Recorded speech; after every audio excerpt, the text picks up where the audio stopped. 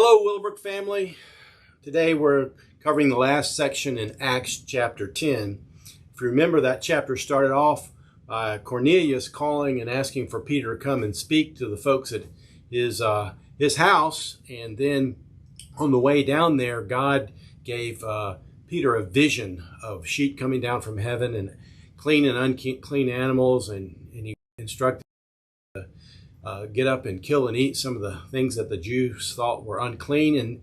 And then God was clarifying to him what he was wanting to do. Well, he finally arrived, and as you heard from yesterday from Pastor Mark, you heard the sermon that Peter preached. Today I'm going to talk about the response of the people at Cornelius' house and the response of Peter to their response. That's in Acts chapter 10, verses 44 through 48. So, as Peter, he hadn't even finished his sermon. He hadn't even called and given an invitation. And all of a sudden, the people in the room started breaking out and speaking in tongues and praising God. And it caught Peter's attention, and those who'd come with him. Is like, wow, this is just like in Acts chapter 2 when the Holy Spirit first came down and rested on us. And so, why did that happen? What's going on there? Well, behind me, you can see that I have a map and also a blueprint. And in the map, you see the blue line of the Tennessee River, which is a barrier to be crossed.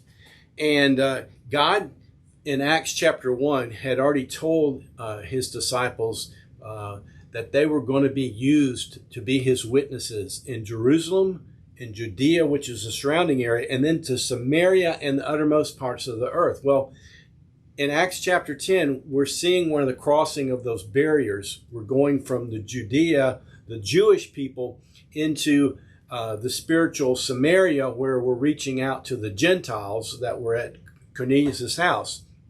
And in order to confirm that they were crossing this barrier, and is what God wanted to happen, Acts chapter 2, he gave them a confirmation. That's what kind of like the blueprint. The blueprint tells you how something should be built. And if you want to make sure that it's built correctly, you reference the blueprint.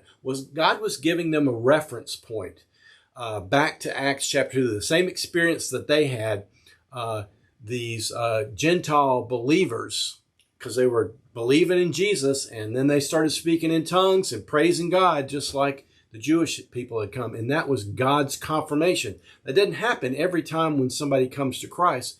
But see, this was unique because this was crossing one of those barriers from Judea to Samaria, and is how God confirmed to them that he indeed had his hand on these people and the gospel was being extended to them. So I hope this helps you to understand what's going on in the history as we cover the book of Acts, because God is going to continue to expand his kingdom. And matter of fact, he hadn't stopped. He's still expanding it up with us. So I hope you share your testimony and be a witness for Jesus for those who are around you. God bless you. Have a great day.